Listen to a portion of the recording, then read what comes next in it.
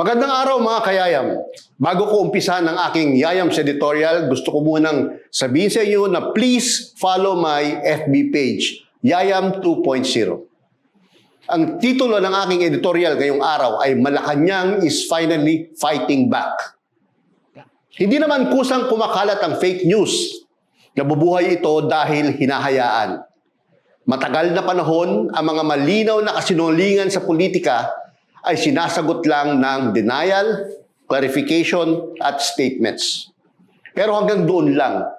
Kaya itong recent move ng Presidential Communications Office laban sa mga nagpapakalat ng fake news, hindi lang tama.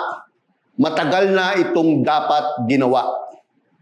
Noong Martes, kumilos na si PCO Secretary Dave Gomez. Nag-file siya ng reklamo sa Department of Justice laban sa isang content creator na nagsabing magkakaroon daw ng energy lockdown sa April 20, 2026. Matagal na itong pinasinungalingan ni PCO Undersecretary Claire Castro. Pero kahit malinaw na fake, patuloy pa rin kumalat, nagdulot ng kaba at naloko ang publiko. Kung tutusin, sapat na sana yon para kumilos ang gobyerno. Pero mas lumala pa. Simula noong weekend, may coordinated na disinformation na kumalat sa social media. Ang claim, critical na raw ang kalagayan ng Pangulo. May stage 4 colon cancer. Malapit na raw mamatay. O kaya nakakonfine sa St. Luke's sa BGC.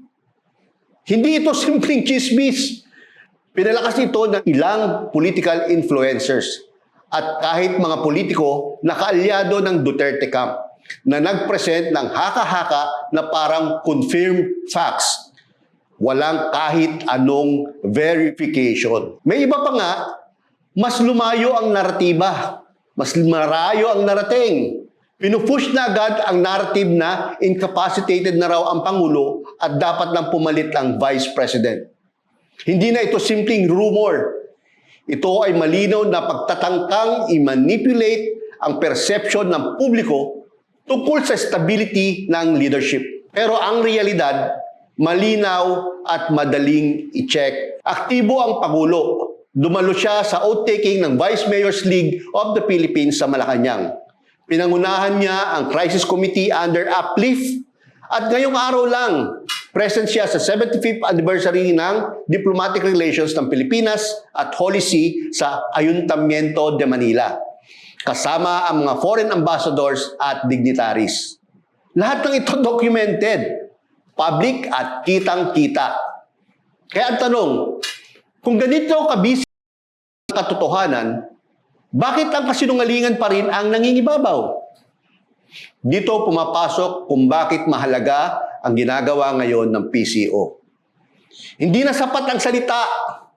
Ilang taon nang tinetest ng fake news operations ang limitasyon ng accountability. At kadalasan, wala naman silang nahahanap na consequences. May warnings, may statements, pero kulang sa follow-through.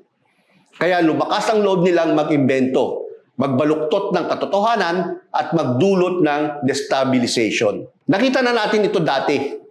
Hindi naging matibay ang aksyon laban sa kumalat na fabricated video tungkol sa umano'y drug use ng Pangulo. Nagkaroon din ng matitinding pahayag matapos ang live stream ni Vice President Sara Duterte na ininterpret ng marami bilang assassination threats laban sa Pangulo, First Lady at kay former Speaker Martin Romualdez. Pero dahil walang malinaw na pananagutan, humina ang bigat ng mga babala. At sa politika, ang credibility, yan ang puhunan. Kaya may dahilan kung bakit tumatagos sa publiko ang firm enforcement. Maraming Pilipino ang naa-attract sa leader na nagpapakita ng lakas laban sa mali.